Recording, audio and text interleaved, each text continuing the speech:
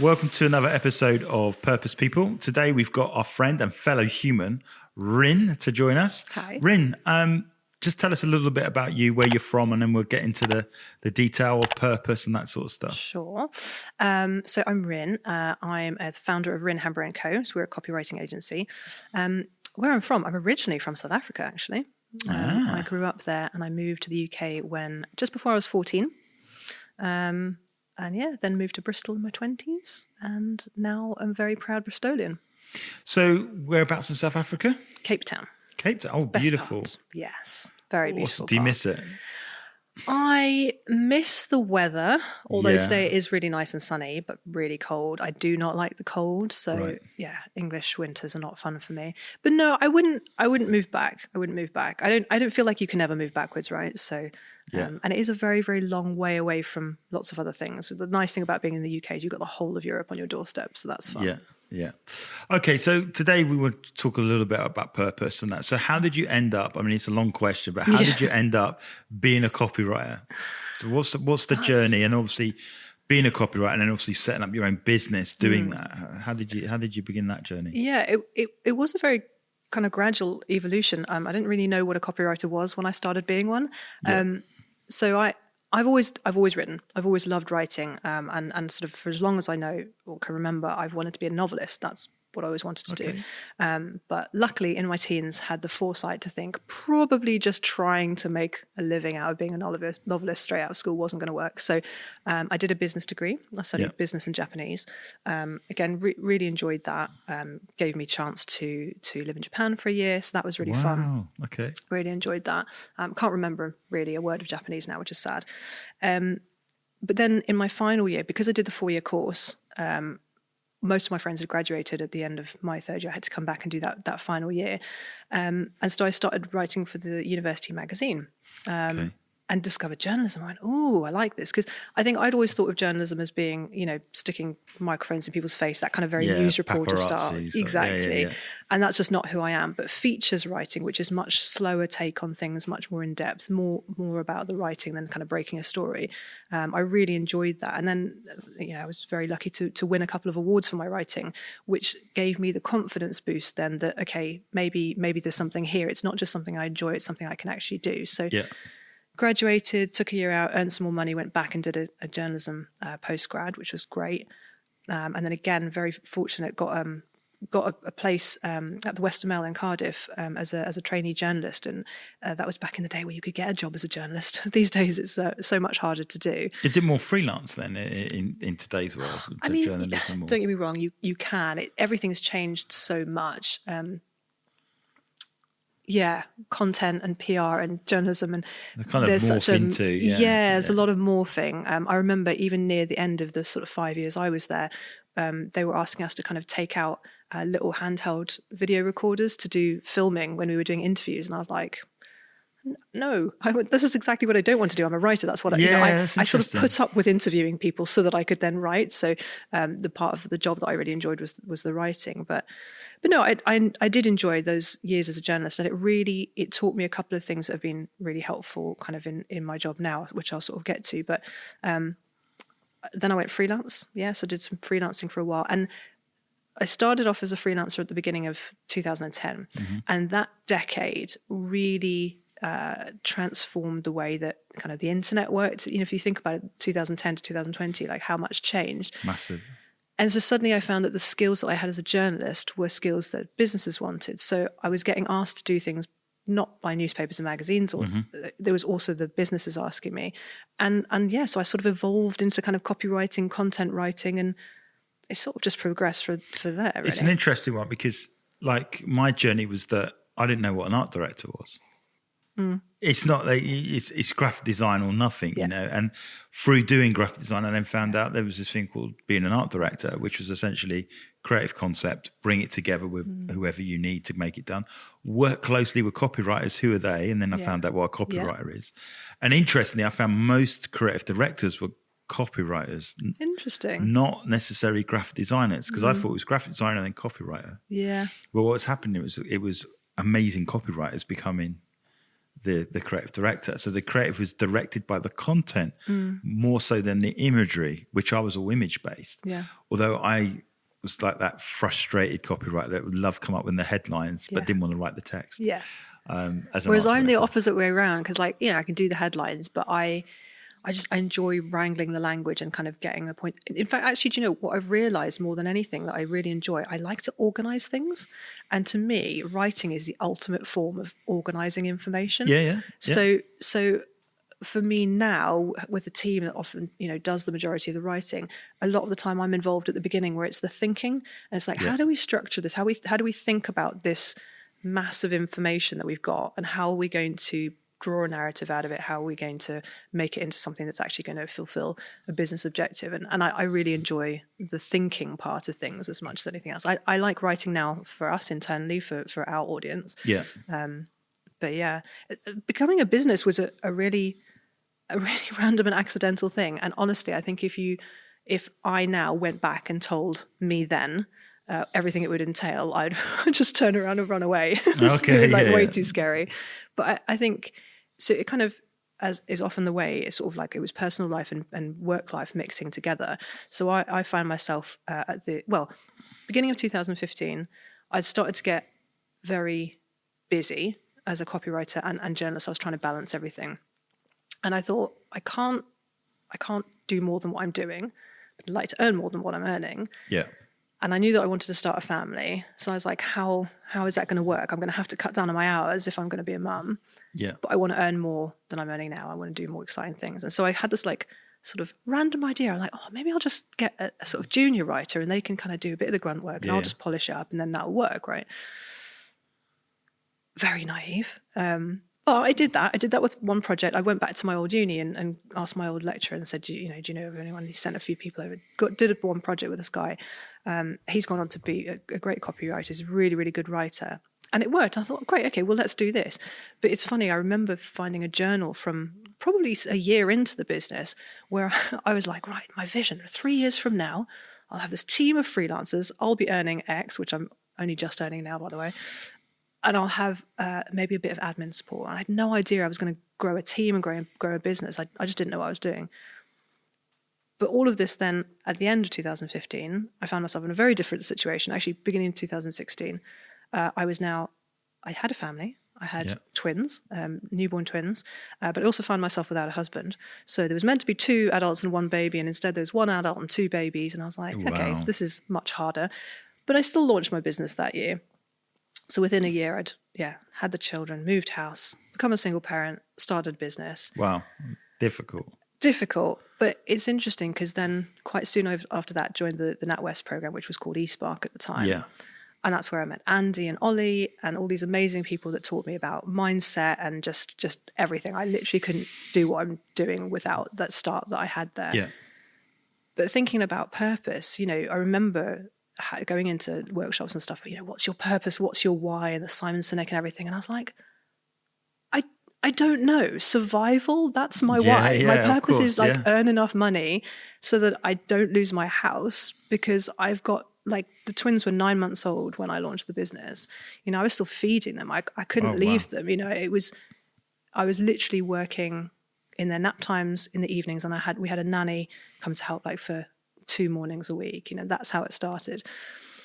And I was still managing to do all my work. I'm when you look back and you think, how did I do that? How did you get all that time in that compression and with the crisis that was going on around you as well?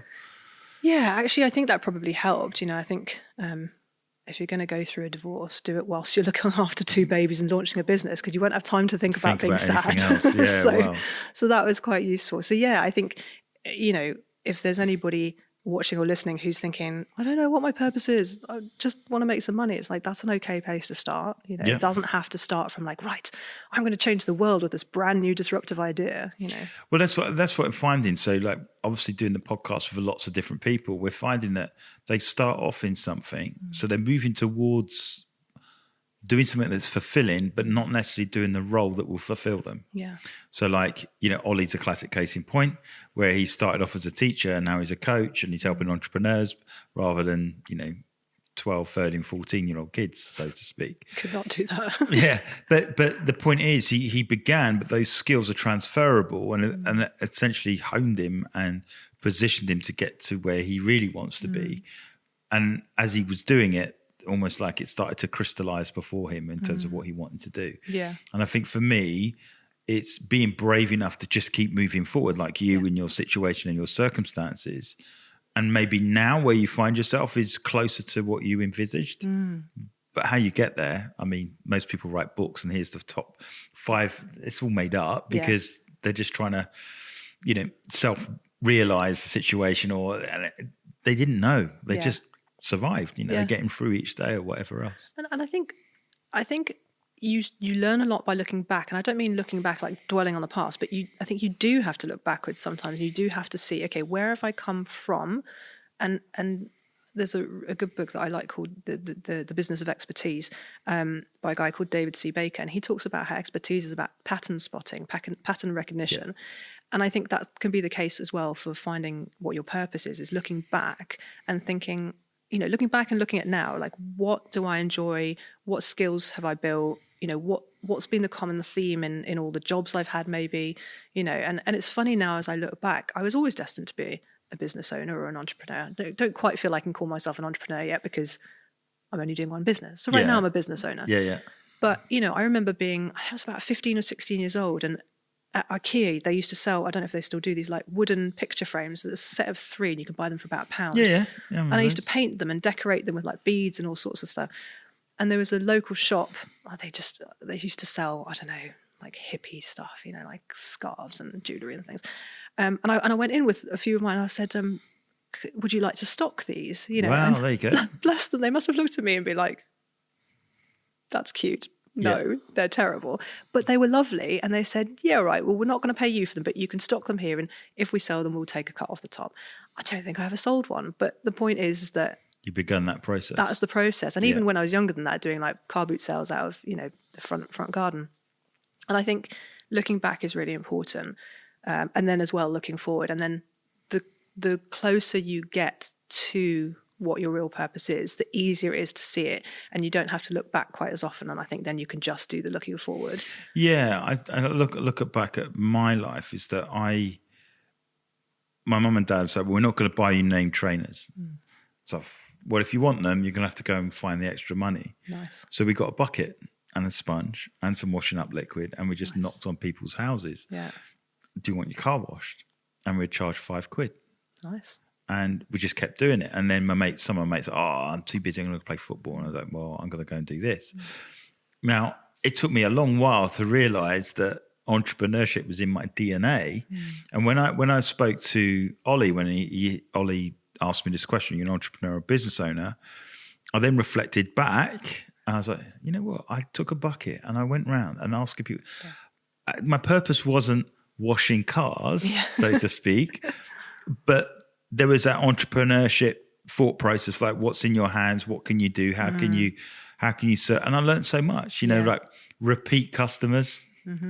Knowing that if they've got 2 cars, they're probably worth a knock on the door because you might not wash one, you wash 2. Yeah. If you were cheeky enough to say, if you got a Hoover, because we could do the inside as well. So it's all about the upsell. Yeah. I completely forgot about it. Like when I was at college and doing graphic design and working for someone else in the job, I didn't think about all that stuff. Yeah. It was only when I was asked that question, it came back. So I think you're right. I think you'll do elements of what your purpose is without realizing it, and then all of a sudden you join the dots as you go on. And then I think you see it evolve naturally as well. Sometimes, because I think it's all very well, you can leave school at 18 and go, right, this is what I'm going to do with my life. And don't get me wrong, I think it's fantastic to have a dream, but you've also got to make that dream work in reality. And the reality is everything from your own skill sets to, what the economy is looking like, the market, those sorts of things. I think for me, naturally, what evolved is as I started to take on team members, I realised I was like, again, kept being asked about, what's your why, what's your purpose? And I was like, again, I don't really know. I just want to have a life that I enjoy. Like, I want balance in my life. That's what I want. And then I realised I was like, actually, that's also what I wanted for my team. So first person I took on, Liz, she had 4 kids. I think they were like, I don't know, between 7 and 12, that sort of age. maybe a little bit older, and she wanted a job that would fit in with her family. And I was like, great, well, I can provide that. And so she was working time only and part-time. And then, Ingrid wasn't the next person that joined us, but another person that joined us, she'd left a role in recruitment, which was very intense and very full on. And I'd always wanted to be an artist because she's a fantastic artist, but needed to balance that. And long story short, she was ended up doing part-time with us and kind of taking her art into, and she got into galleries and things. And I sort of then started to crystallize that into what is our kind of current written down vision or mission around wanting people to fulfill their dreams. And that started with me and it evolved into my team, but it also applies to our clients because, that dream seems like a bit of a wishy-washy word, but, it could be a founder who's got this like startup scale up, really wants to, I don't know, get it off the ground or get funding, or it might be a marketing manager who just wants to impress their boss or just have an easier life. Like dreams don't have to be enormous. So, when we partner with marketing managers in big organizations, sometimes they've had a really stressful role and they're needing to produce content and it's not working. And then we come along as a partner and we just make their life a bit easier. Yeah. And that's really, really nice. And that was good. And that was good for a little while. But I was still feeling that there was something that was the next step of that. And I couldn't work out what it was until it was actually just last year. So last year we launched down a kind of new brand. We needed to evolve the branding a little bit more. And what we discovered over the years of working together, and again, this is where it comes to looking back, is that one thing that's always been kind of clear through the writing we've done is that we've always worked with experts. Yep. And we've always helped them to communicate that expertise to the outside world. And if you think about it, that's exactly what I was doing as a journalist. I was never the subject matter expert in whatever it was I was writing about. I'm just a writer, right? Yeah. So I would go out, I'd given my task at the beginning of the day, and I'd have to go out and A, do my research, and then B, go and find some experts to speak to and get their quotes and get their insights. And the articles would be written around them. And that's what we do today. We work with these expert-led businesses. We talk to their subject matter experts. We kind of tie in what they're saying with what the marketing team and the business objectives are, and we bring that all together. So yes, we do writing, but that's only the final output. Really, what we're actually doing is communicating expertise. Yeah. And then I was giving a talk last year and I was chatting to somebody afterwards and I can't remember what it was that they said or I said, but it just clarified it for me. I can't remember which politician it was that said we're all sick of experts. And to be fair, that's a slightly shortened version of this quote. But actually there are a lot of experts out there, so-called experts, that are actually talking rubbish. And there's a lot of genuine experts who aren't being heard because they're just not able to communicate it well. They haven't got the marketing. They don't know how to articulate it. And I think, and that goes back to even in entrepreneurship, the best ideas are the ones that are communicated the best, not necessarily whether they were actually the best. Yeah. So like, let's look at MySpace. That was a platform built as a social media network.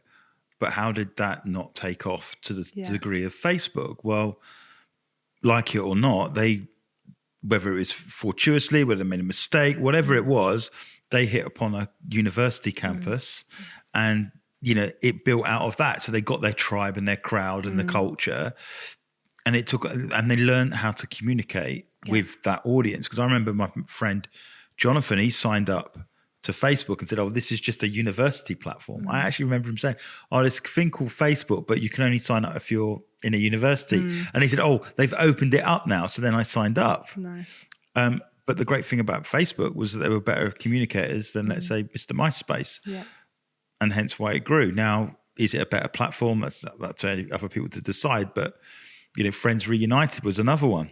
Oh, yeah. Remember that? Yeah. And the most famous thing was, I think David James, the England goalkeeper, connected with his friend at school, girlfriend at school, and dumped his wife and went off with her. Oh, yeah. And they sold Friends Reunited to ITV. ITV really? Bought it. And that's funny, isn't it? And but it didn't go anywhere to the degree, let's say, Twitter did, or I'm thinking of other social media networks now, YouTube or whatever. But the point is, YouTube used to be a dating platform, didn't it? Did it really? Yeah, I think so. I think it was that they built in the video capabilities to so that you could record like a little profile saying, "Hi, this is me, date me." No way. And then kind of decided that actually that video capability was and there was a pivot. Yeah. That's interesting. And I think people had tried to do YouTube before, but the reason why YouTube worked is because they tried it once broadband had sort of become a thing. Yeah. Whereas before, obviously, you were kind of doing dial-up and it wasn't working. But so yeah, I'm talking about the products. So I was working for a creative agency at the time, and we helped launch for NTL a set-top box. And the set-top box was turn your television into a computer. So it'd dial into the internet, and you'd get the interface on screen, and you could surf the web on it.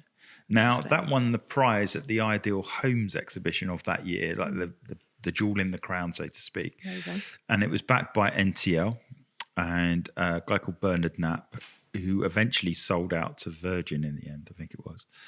But the journey of that story was the internet wasn't there to do what they really wanted to do. It was almost like an idea 3 years too early. And so sometimes it's the communication piece or the understanding of the research or of the market determines if an idea flies or not, rather than it's a piece of luck. It's communication. Yeah. Better ideas have fallen by the wayside because the communication wasn't so good. So yeah, exactly. So now I think, certainly for me, and we haven't yet kind of articulated this into like a written down vision mission, even although our values are well set. But I definitely feel more driven. Certainly as we start this new year, I'm like, I know why we're here. I know exactly who we're speaking to. I know what I want to achieve for them. And it is about partnering with these expert-led brands and going, look, you guys are doing incredible things. We need to get you out there more. And like really believing that. We've always believed in our clients, but now I feel like it's just that slight shift in focus, isn't it? Just thinking about, right, we communicate expertise. That's what we do. We're here to champion experts and to get them the recognition that they deserve. Which is great. Because, there's certainly in leadership, there's that big push of you don't need to be a specialist or an expert. You just need to be a generalist. And, and then you had the politicians coming out with saying, well, we don't know anything about what we do. We do that role and we learn what we do and we're surrounded by experts. So it's the fluff that's what makes me so cross. And I think sometimes purpose should really be something that you can get, passionate about, right? Like the word's overused, but for me, if something makes me excited or if something makes me cross, that's a good motivator. Yeah. I'm particularly motivated by things that make me cross because I'm quite a stubborn person. And it does make me cross that there are businesses out there that are either unethical or just not very good at what they do, but they just chuck a bunch of money behind PPC or whatever, and they get enough people to buy what they're doing. And then people are being let down left, right, and center, whether it's by, a faulty product or a service that's just a bit shoddy or whatever it is. And that, to me, to sound a bit childish, it's not fair, is it? It's not fair that people who do well aren't succeeding. Exactly. What we found through like talking to people and whatever is that there's a lot of people that build websites on templates, for example, and don't tell the client that's what it is. And then what they find is they amend or tweak the website out of a template that's not meant to be broken. So they break it and then they're charging the client to fix it. And then they haven't got the knowledge to fix it because the developers aren't developers. They're just people that can build sites, say. Yeah. And they have this long unending uncomfortable wrestle for months and months and months and months. And we're just finding more and more companies that have gone through that horrible process. And, they almost hate marketeers or anyone in marketing. And it's like, oh, you're a marketeer. And it's like, well, no, we're about telling stories and, communicating your why, so to speak. Yeah. And it takes them a while to trust us because of the bad habits. And, as you said, like, stuffing keywords or whatever it is to get the result, but actually there's nothing behind it. It's smoke I think and mirrors. That's why something like this is such a great marketing tool. Yes, you're inspiring people and you're telling stories, but you're also really showcasing who and what you genuinely are. Yeah. You're putting your money where your mouth is. And I think that's the thing, is that you can say we're experts in X, Y, or Z, but really people need you to prove it. And I think that's where content is so powerful. And it doesn't have to be written content. It can be podcasts, it can be videos. I think it all involves words. And so that's why I think often copy is a starting point because, for something like this, we're sort of thinking out loud, right? So we might say something and it might be wrong, and that's fine. But what I love about words that you write down is that you can write them down and look at them, think about them, rewrite them, and then you can get them to a point where you're like, yeah, this is what I want to say. And so this is why we always start with our written down words, and then we'll take them to a podcast or to a video or whatever. So we start off with getting them right on paper, and then we'll bring them to life. Yeah, I'd say this is that, you know, the thing with devices and phones or whatever else, it's, you take a phone, you try and write stuff, and then you get notifications, so you get distracted, so it all takes longer. Yeah. The best place to be is to grab a pen, a piece of paper or a notebook and a pen and go somewhere quiet. Yeah. And then you're at tune with what's in your heart more than anything else, because it's almost like the quickest thing from your heart to the page is just sat there in quiet and writing it rather than being on a device. Yeah. And I think you can formulate your thoughts and ideas and you know, and get it down. Exactly organize what you talked about. You organize what you want to say, what you want to, and then therefore then you just be consistent in that message. So for me, our consistency is talking about purpose. Yeah. And as you said, we're doing a podcast because we've come across people. It's not me talking all the time. We're talking to people about purpose and why do they believe in it or have they done it? And some people have discovered it through just taking risks. Some people have had an epiphany, or, you know, they've hit rock bottom and something's happened in their life and they're like, no, we're going to go this way. But I think the awareness is that I believe that everyone has something that they're naturally talented at, and they're never really going to be truly fulfilled until they're actually expressing it in the way that they want to. So like yours is obviously with words. Yeah. Weirdly, I think I am a frustrated writer. When I say why I say frustrated is because my English teacher didn't like guys. That was the strangest thing. And Claire, my wife, she likes my writing, but the fundamentals to writing she helps me with because I wasn't really taught. Yeah. But I love writing. I love that, taking a thought, digesting it, whatever. It's just maybe the grammar's not right or the, you know, and it has to be reorganized. But I do enjoy it. I do enjoy writing. You know, I wrote a book, which that was the last thing my English teacher would have said I'd ever be able to do. Did you send her a copy? I don't know where they are now. That would be great. I'm not going to give their name away but the crazy thing is that I enjoy writing as a discipline. And it's one of the creative tools that I think is underplayed. And like, I know we've been following your blogs and we're talking about ChatGPT. Yeah. And everyone freaking out about that. And I said, well, you can't get empathy in there. Yeah. You can't get an added value in there, and you can't get experience in there. Yeah. That's why copywriting wins. Yeah. Now, you might be able to fake it, but I want to hear from Rin's experience. I don't want to hear from a computer's experience. Yeah. That's what makes writing unique. Yeah, I have to say, I'm you know, people keep saying to me, "Oh, are you worried about ChatGPT?" I'm like, not in the least bit. Like, and I'm not because I'm dissing it. Like, we're exploring it at the moment. Yeah, it's a great search. It's a great brainstorming tool. Yeah, for sure. There's really, you know, there's useful things that you can do with it, and depending on what you're trying to achieve, there are probably pieces of content that you could write with it. But I think it's especially useful with having kind of carved out the niche we have, which is communicating expertise. Yeah. ChatGPT can't do that because it can only take what's already out there. And the whole point about giving your expertise is having that unique perspective. There you go. And ChatGPT can't, by the very nature of what it is, it can't do unique perspective. So, which is, but that's great, and that needs to be communicated, because we did our blog last week, for example, and we put written by humans as a little badge on there. Nice, because it is written by humans, because it is an empathy piece, and I think I see ChatGPT now as where Google should have taken the next step in terms of search. Interesting. So when I'm using it, I'm seeing it as a search tool. Yeah. Rather than can you write me a blog tool? Although it can, but it is, I'm not saying it speaks robot, but you can tell there's no soul behind it. And that's where, for me, I don't believe writing is ever at threat, because as you said, the uniqueness, the experience, the background, the new information that's coming forward, that's what sets you apart. Yeah. That's actually content that should be written and should be read, you know, not necessarily. Exactly, because that's the thing. The more free tools AI created writing there is, the more content there's going to be out there, which means in order to write anything that stands out, you are going to have to be even better than you were a couple of years ago, right? So it's actually really raising the bar, because if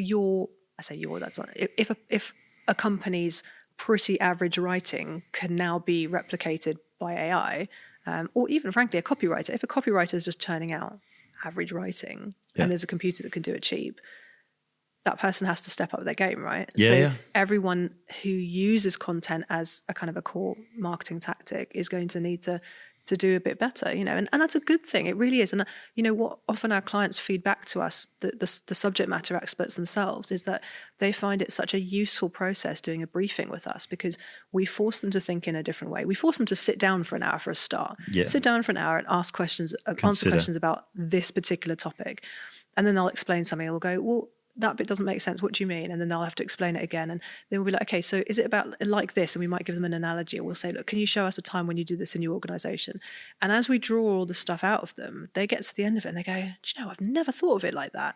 And then we hand them a blog post and they read it and they go, this is exactly what I would have written if I'd have thought like this. Yeah.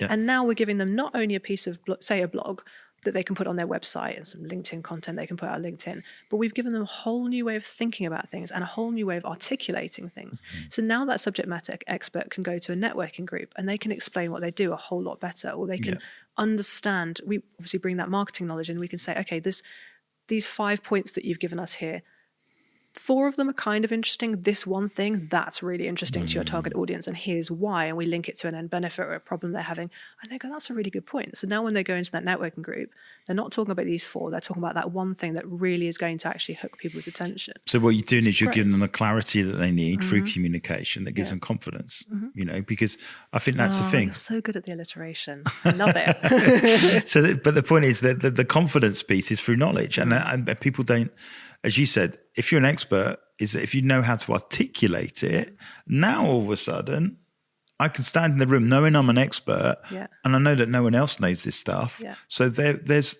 because I think that's where your unique selling point is your story or the information that you learn. And I think that's one of the things I read many, many moons ago was that the uniqueness of a company isn't the services that they offer, it's the story that they tell. So your story, Rin, single mum with twins, that's part of your journey. So if you tell that story, that's unique from any other copywriting agency that's out there. There might be similar stories, but the point is, you know what it's like to battle through tough times. You know what it's like when the chips are down and you've got to fight for everything that you want. You know what that's like. So all of a sudden now, your audience finds itself because people are, I've got to speak to Rin. And I know just as much as we're talking about purpose today and that sort of stuff, there are people listening that are going, I can do it. Yeah. And so I don't believe that, yes, you're doing content writing. Yes, you've got an agency that's doing that. But also I think there's a bigger story for you, because I know you've got to write a book at some point. Yeah. A bigger story for you of how to battle through adversity, because it's not been plain sailing for you. And there's an audience that need to hear that story as well. I think that's the interesting thing. I think when you're working with a business, certainly in kind of like, B2B services, which is obviously where we're at, there's can you do the job and am I going to enjoy working with you? Yeah. And I think there's 2 parts of it. So for us, my battling through adversity doesn't mean I'm a better or a worse writer. We could still be terrible writers or terrible strategists. Yeah. But it does give an indication of certainly my character and I think what people may not automatically take from it is that it's made me, I'd say, a better human being. I think I'm a softer person. I'm a more accepting person.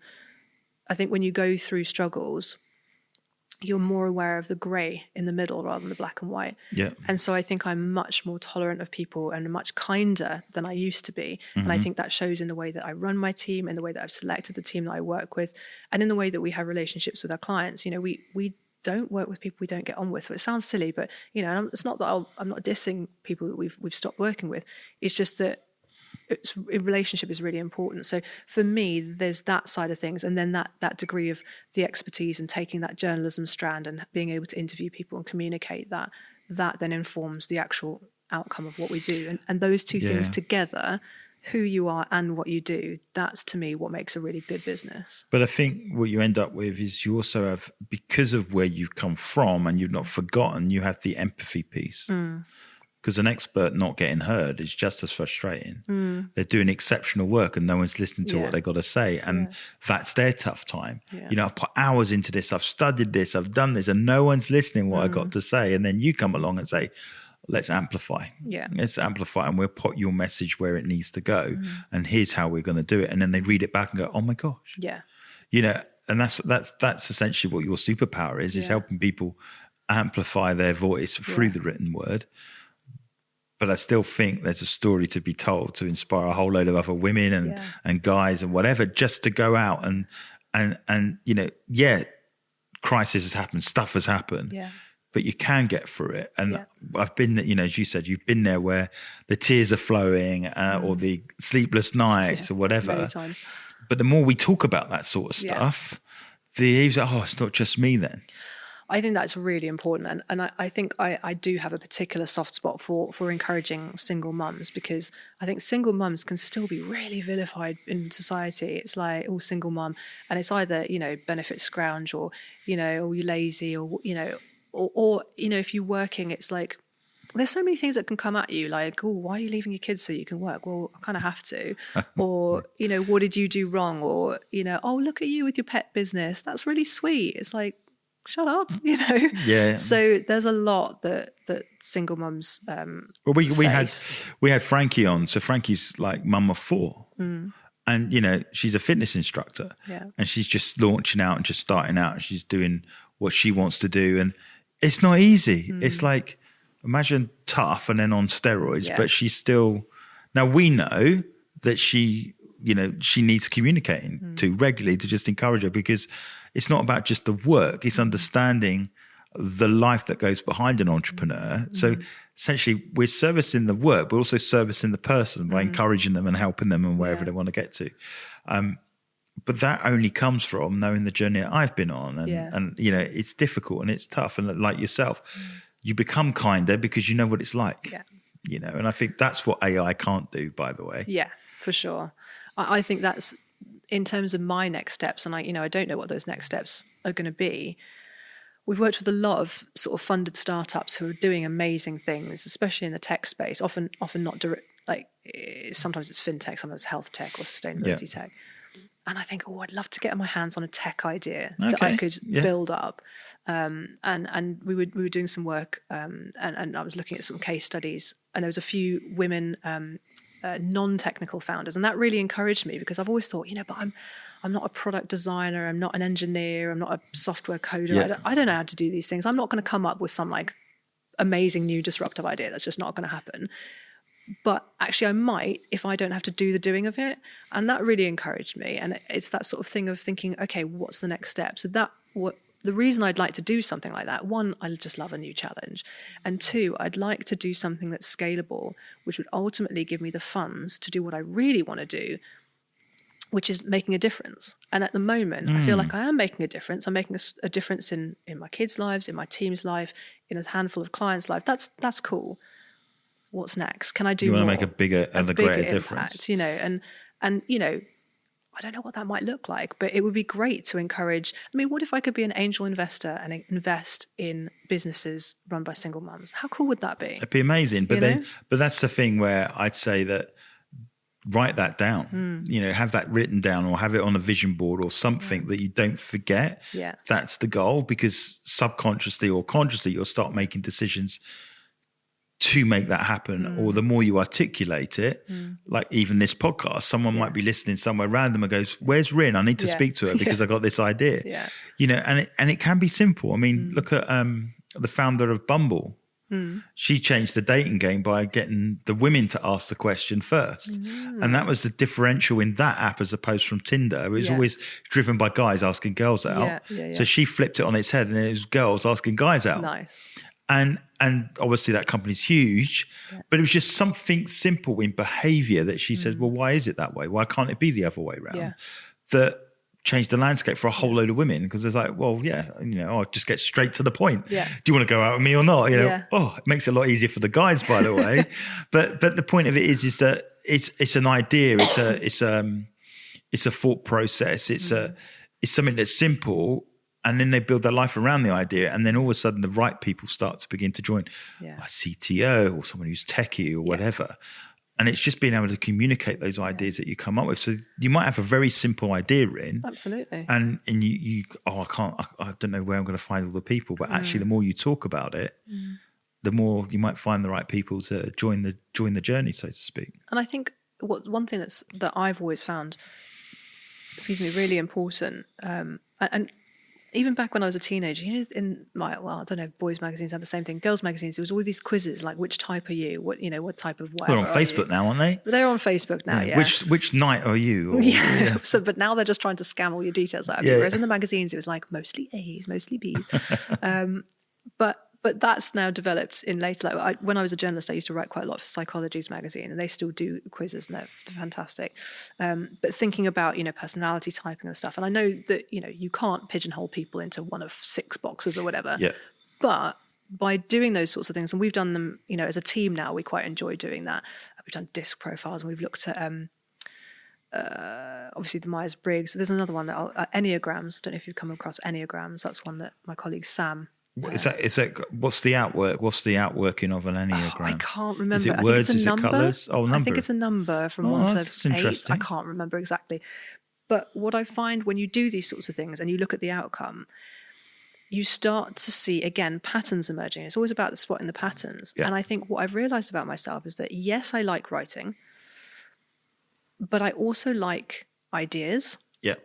And I like, as I said before, I think it was before we started recording, I was saying about liking organizing things. So for me, my favorite part of any project is talking to the person who's kind of going, we're sort of trying to achieve this, or, you know, the marketing person, the founder, the team, we're trying to achieve this thing, and we've got some ideas. And I'm like, okay, and then asking lots and lots and lots of questions, right? Getting everything out of their head, like kind of like a spring clean, right? You've got to get everything. Imagine taking all the kitchen cupboards, taking everything out, and then looking at it and going, okay, well, this is out of date, so let's chuck that. This is really cool. You're going to need this quite often. So let's, you know, and then organizing it into category and then looking at the, you know, what's there. I've literally done this to my friend's house over a weekend. I literally decluttered her entire house, and I loved doing that. But doing the same thing with business ideas, or, you know, we're doing it with our van conversion project at the moment, going, okay, here's the tasks we have to do here. Let's organize them into weeks and stuff. And that is brilliant. I don't necessarily need to come up with the ideas myself. So it's interesting to kind of reflect on not just what are my actual skills, like I can write, but actually what's my personality and which part of a project do I enjoy. I am not a completer finisher. If you ask me to do something, I will do it 80% of the way, and then I will really take my time with the last 20% and you're going to have to nag me about it, which is why I have a team, because they will make sure that things get done. Gets finished. But interesting enough, you said at the beginning that he talks about that you want to make an impact in life. And I think the linkage is that with your skills and your talents, abilities are needed in order to what that thing could look like. So again, it's not casting aside everything you've got you to this point, but there's this nagging thing that this is part of a much bigger journey, which is where you've got to, because for most people, they might go, well, I'm happy with that. You know, I can check out with this. I can do this for the next 5 years, but there's something else pulling you. There's there's more. There's more and more. And I think that's what I mean by purpose. It transcends what you currently have, but there's something else pulling you. And I think that's the journey that you're on. You know, it's not that you're absolutely complete. It's you're on this path to a journey, and you know you're going there, but you're willing to let that thing pull you. And you're willing to go, right, okay, well, if that needs to be in place, that's great. But there is something that I'm starting to look at and want to go forward. So, Rin, it's been absolutely awesome chatting stuff about purpose, and I'm sure we could talk for a lot longer, and we will do in the future. I know, it's mad, eh? But thank you so much, Rin. Where would people get in touch with you if they want to reach out and get their copy sorted? Where would it be? It's just Google us, because it's an unusual name, Rin Hamburgh. So yeah, just Google us. We're on LinkedIn. We've got our website, Instagram, Facebook. But yeah, everywhere really. Thanks so much. Thank you. Hi everybody, my name is Darrell Irwin from the Purpose People podcast. We'd just like to encourage you that if you're following us on YouTube, please like and subscribe. It really helps us get our message out there. In terms of if you're listening to us on Apple, Spotify or Google, you can leave a review, which really helps us get the viewership up. One of the things that we can give you for free is to try the Purpose Questionnaire. This basically helps you score where you are in building a business around purpose and living life on purpose. Because ultimately what we want to do is help you make purpose a priority. And those people that make purpose a priority are always on our podcast to encourage you that you can go for your dreams and live a life that you really intend.